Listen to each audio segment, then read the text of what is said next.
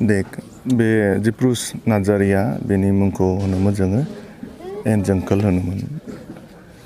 बेबो सासे जोंनि सोद्रोमा बहुद राइजिं डे बा जों जानाखि आफादखौ दानो नागिरदोंमोन बे समनिफ्रायनो हाजोआव जेब्ला मिटिं जायो प्रथमबार दा बेबो दङमोन। दाथ' बुंनो हासै नालाय मा जाया मा जायाखैमोनबा गिबिनिफ्रायनो बेबो बहुद हेल्प खालामबोदोंमोन। दुखुनांथावा बेनो मानसिखौ गोथां हमनो मोनदोंमोन नाथाय बेखौ बुथारनाय जादों आरोखि इनाय बाबै बुथारनाय जादों। दा बेनिखायनो दिनैहाय बिनि मुंख्लं खाम्फा बेखेवदों जोंनिनो जानाखि मानसिफोर दङ केडार्सफोर दङ आरो भाइस प्रेसिडेन्ट दङ बक' बे आं ओमफ्रायो एक्स एनडिफोरनिफ्राय हारिमु आरो बानसाव बिसोरबो दंफैयोमोन। दा दुखु सुखु बिमा बिफाजों रायलायलांजोबनोसै। गथ' सासे दङ बिनिया बे गथ'खौ बोरै फोरोंलांनांगौ दा जोंनि दायथ' थायो। जोंनिनो मानसिमोन जोंनिनो खामानि मावग्रामोन। दा बिथाङा मुंख्लं जालांबाय नाथाय बिनि न'खराथ' दङ। दा बिनि फिसाला जानाखि सासे दङ बिनि फरायनाय दाथ' क्लास 10 सिमावथ' बे फ्रियावनो फरायनो मोनगोन नाथाय बिनि देरखांनानै मा खालामनांगौ बिनि स्टेपखौ जों लागोन। समाज दायथ'खौ आं आफादनि जानानै लागोन आरो प्लास पार्सनेलिबो आं लागोन आरोखि बे गथ'खौ थारमाने मानसि खालामलांनांगौ दायथ'खौ जों आफादैनो रुजुमगोन प्लास आंबो पार्सनेलिबो रुजुमफागोन। बेहाय बे गथ'नि बिफायाथ' दिनै मुंख्लं जालांबाय बे नङाखि बिफा गैला माबा गैला गथ'आ खस्थ' मोनसिगोन बे नङा। फुरा गासिबो दायथ'खौ जोङो आफाद हिसाबै रुजुमलांगोन आरोखि बे गथ'नि दायथ'खौ। दा न'खरनाव नुफैबाय दा बिमा गैया खोनानो मोन्दों उन्दै समाव जोनोम जानानै 6 मासनि उनावनो थैदों होननानै दा आरिया खोन्थादों जिप्रुसनि बिफाया। दुखुनांथाव सिबाय बिमायाखौबो उन्दै बैसोआवनो जोनोम जानाय लोगो लोगोनो 6 मासनि उनाव गोमादों प्लास दा गावहाबो रुंसारि जालांबाय एखे उन्दै गथ'खौ दा बिदिनो गालांनांबाय सिबाया। दा बेखायनो फुल दायथ'खौ जों लागोन एनएलएफबि हिसाबै आरोखि जों ज' रुजुमगोन आंल' नङा गासैबो। औ जोंनि आफादनिफ्राय गिबि मुंख्लंआ जिप्रुस जानो बे जोंनि सासे जोङो जेब्ला टक खालामबाय थादों बे समावनो बेखौ हमनानै गावनाय जादों सुथुरनि आखायाव गोग्लैनायखाय।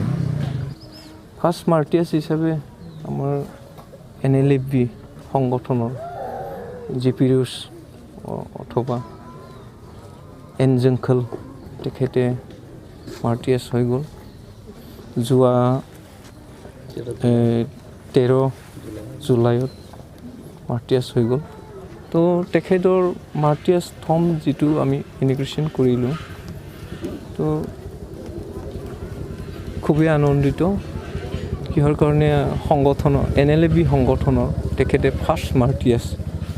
তো সেই হিচাপে আমি অনুভৱ কৰিছোঁ যে সংগঠন হিচাপে তেখেতৰ মাৰ্টিয়াৰ্ছ হোৱাটো সংগঠনক এটা জাতি কাৰণে খুব গৌৰৱ বুলি আমি অনুভৱ কৰোঁ। আমাৰ আলোচনাটো হৈ আছে তো আজিলৈকে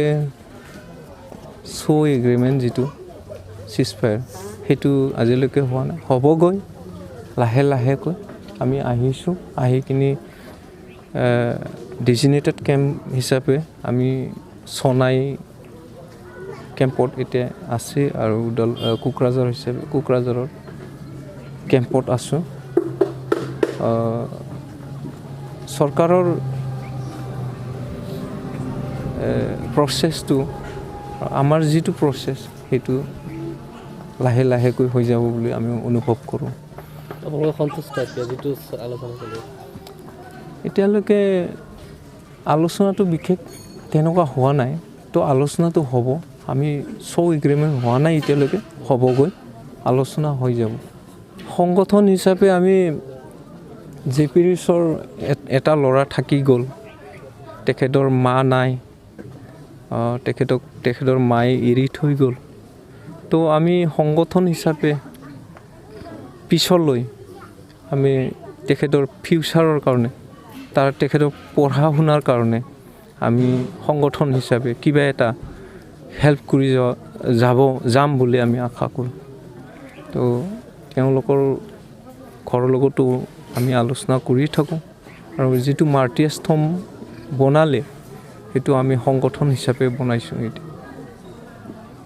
गिबियावनो नोंथांमोनखौ दिनै बे निउस सेबखांग्रा लोगो मोननायलाय आङो आंनि फिसाला जिप्रस नार्जारि मुंख्लं जानायाव नुजाफैनायलाय आं साबायखर बावनाय थादों। खारन आंहा बे फिसालानि गेजेरजों गोबां मोनसे मिजिंथिनाय दंमोन न'खरखौ मोजाङै दैदेनलांनायनि खारनाव आरो बेबादिनो दैदेनलांगोन होननानै आरो बे फिसाया बेबादिनो माखासे मोजां खामानिफोरखौ मावोमोन आरो माखासे जेथिनाखि आंजों लोगोसे थायोमोन बे समाव आं जिथु बुंनाय खामानिफोरखौ बेखौनो मावोमोन आरो बेबादिनो माखासे गायनाय फुनाय मावनाय दांनायफ्राव दंफां लाइफां गायनायावबो बिराद गोसो होयोमोन आरो फरायनायावबो जथेस्थ' आखा फाखामोन। हायार सेकेन्डारिखौ कमप्लिट खालामबायमोन। बेनि उनावहाय कमप्लिट खालामबाय नालाय आं बुंदोंमोन नोङो जुदि फरायनोबालाय फरायदो बेबादि होननानै उनाव गैया माखासे असुबिदानि खारनाव फरायनो हायासै। नैबे खारनावनो बेसेबांखिनि थानानै उनावहाय बिया बारु जाबाय। बिया बारु जानानै गथ' सासे मोनबाय। गथ' सासे मोननायनि उनावहाय बेबादिनो माखासे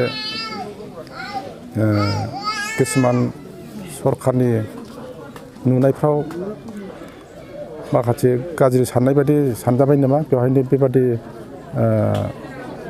जिउ खोमालांनो गोनां जाबाय। बे समाव आंनि सुंद' बुंनाया बेसेबांनोसै।